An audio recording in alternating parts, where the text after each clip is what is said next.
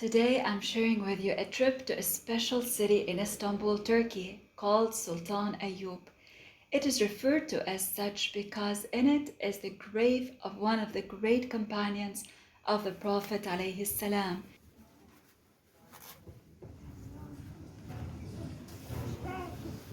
Here's the entrance to where he was buried. It is located next to a grand mosque. Right after entering, to your left side, you see one of the blessed hairs of our beloved Prophet alayhi salam. They allow you to take photos as you're passing by. Every time I come here, there's a line of people waiting to enter to see this blessed hair and make dua in this place where this great companion was buried.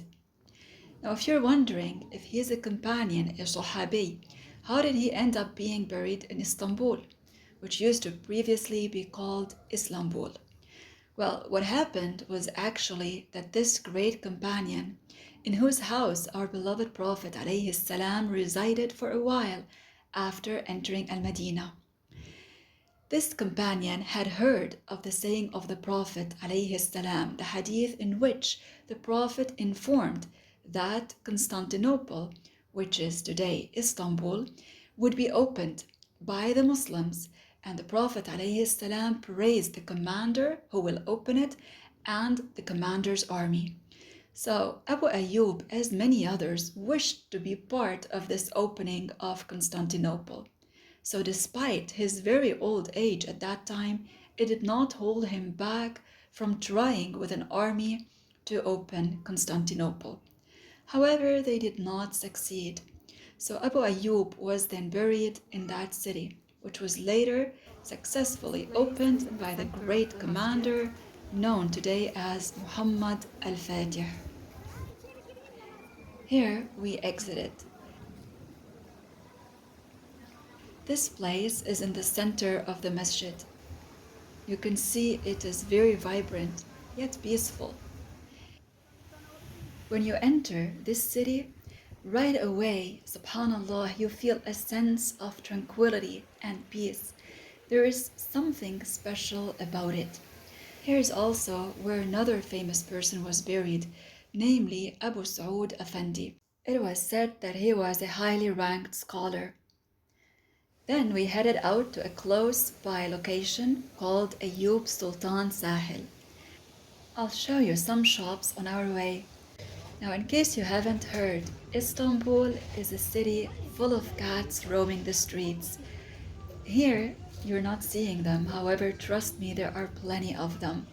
You see them almost everywhere, in cafes, in clothing stores taking a nap, in pharmacies, in metro stations, in cosmetic stores, relaxing on one of the shelves, or literally sitting at the cashier's desk.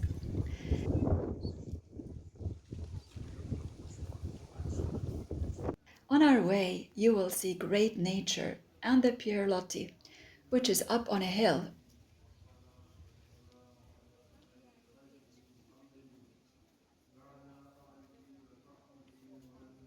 Which you can reach by going up the stairs or taking the teleferic.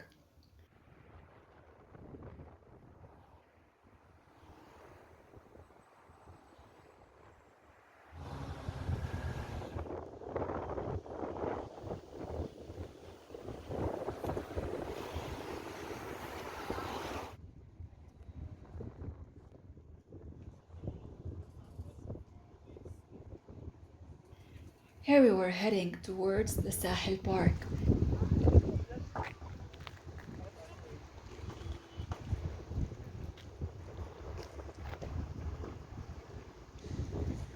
You will see in a moment, it is such a calming, peaceful place. This is the park. You might bring your food or snacks and have a small picnic on the grass with your family or your friends, or even by yourself. Or you can use one of the picnic tables provided. Children can feed the ducks next to you. It is really a place to visit if you're stressed. Just walk around a few minutes. Think about the different creations of Allah. And remember the verse in the Quran, لَيْسَ كَمِثْلِهِ شَيْءٍ, which means that nothing resembles Allah at all. So, by looking at all these different creations with their different sizes and different shapes and colors, we know that the Creator is not attributed with any of these attributes. Our Lord does not have a shape. He does not have a body. He does not have a size or a color. He is not like His creation at all. Subhanah.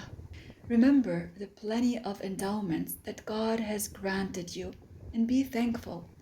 Take a moment and think about a plan to improve yourself.